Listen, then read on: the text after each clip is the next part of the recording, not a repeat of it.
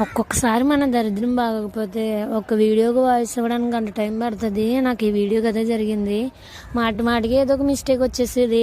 ఒకసారిలో అన్నీ ముందే ఏంటో చెప్తాను చూడండి. మొన్న సామాన్లు తెచ్చుకున్నాం కదా, అందులో దోశ పౌడర్ వచ్చిందనమాట. సర్లే మనం ఎప్పుడు ట్రై చేయలేదు కదా, ట్రై చేద్దామని చెప్పి అది వేసాను. ఒక ప్యాకెట్కి అరకప్పు పెరుగు వేయాలని ఉంది. దాంట్లో మన దగ్గర అంత పెరుగులేదు, సో అందుకే కొంచెమే వేసుకొని కొంచెం సాల్ట్ వేసుకొని దోశ పిండిలా కలుపుకొని పక్కన పెట్టేసుకున్నాను.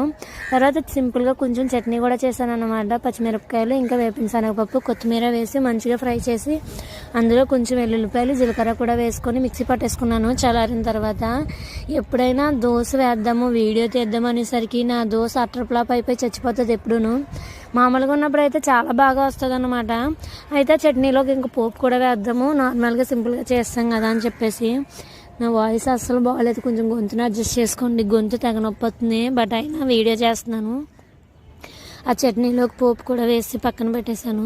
సో ఇంకా ఒక్కొక్కరికి దోశ వేయడం స్టార్ట్ చేశాను అన్నమాట. చూడండి, ఇప్పుడు అమీబా షేప్లో వస్తుంది నా దోశ. మీలో ఎంతమంది దోశ పర్ఫెక్ట్గా వేయగలరో కామెంట్ చేయండి. వీడియో ఆన్ చేయలేనంతసేపు నాది పర్ఫెక్ట్గానే వస్తుంది. ఒకసారి వీడియో ఆన్ చేస్తేనే దీనికి కూడా మెంటలు వస్తుంది అనమాట.